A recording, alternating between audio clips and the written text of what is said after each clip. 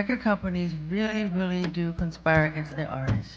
They steal, they cheat, they do whatever they can, especially the black artists. Tommy Mottola is the president of the record division. He is a mean, he's a racist, and he's very, very, very devilish. You know, it always kills me getting older and realizing everything they said about Michael Jackson was actually a lie, and that it had more to do with the fact that he owned 50% of Sony and the Beatles catalog. Number one, I realized how young the music industry is. Like, it hasn't been around for that long, considering, right? But with technology moving faster than what they can keep up with, I'm realizing that it is also why we're able to expose a lot of their dirty deeds. And even though the truth is out there about what really happened to Michael Jackson, they still did a number on his name. And somehow, the ownership of Sony, the 50% stake in ownership that he had, was signed over to some people that he had on his do not trust list. Hold on, because I really want y'all to look at this now. His estate's value estimated to be worth more than $2 billion.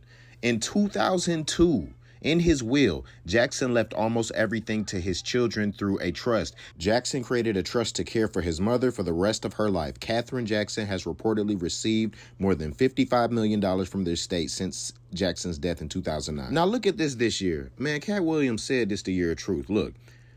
In February 2024, Sony Music Group purchased half of Jackson's masters for at least $600 million. This deal was the biggest for a single music artist's asset to date. Katherine Jackson objected to the sale, but a California appellate court approved it in August 2024. I remember I saw these headlines. I was flabbergasted.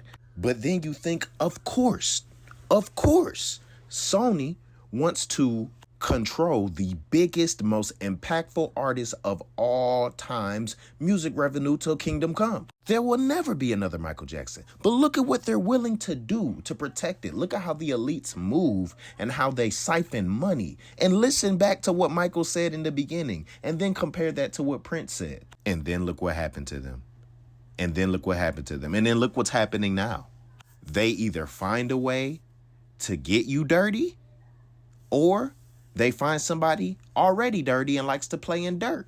But if there's anybody that's willing to be righteous enough to distance themselves, Kendrick said, I don't drop because every time I do, my spirit is tried. This man trying to make an impact while things will come and try to make an impact on him so that they can protect their business model. Music is a frequency like meant for freedom and non-control. Disney at one point had tried to get away with not crediting the proper African tribe responsible for The Lion Sleeps Tonight. Like, this is what they do. But they'll make you wrong for speaking out about it. What are these higher ups going to do?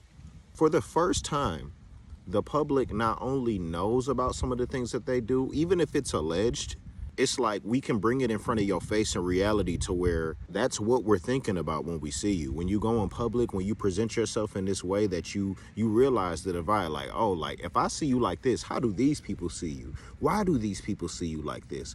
Oh, these people act like they don't know this bad thing about you. Why do they act like they don't know this bad thing about you? To what does it benefit them? And then you see how everybody's connected. You see how the media backs the agenda that they're paid to push. And then they're allowed to get away with things like killing Michael Jackson and framing him for a crime that he never committed, that he was found not guilty of in a court of law, by the way.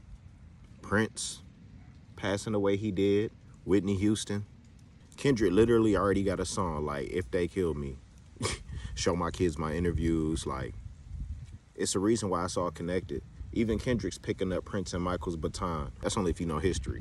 But they don't want you to know history. They just want you to know what happened 3 days ago, and then for it to be fuzzy a week before that because it's no longer relevant, because something new happened that's keeping your focus right now. So you can only think about right now because there is no past. And then when they tell you what the past is, you say, oh, I'm going to just listen to what they say because they know what they say, because they paid to say what they should say. And I can just treat them like Google, where I type it in and assume it's right, or find the answer that best suits what makes me feel good rather than what's true. Do y'all not realize what's happening to us?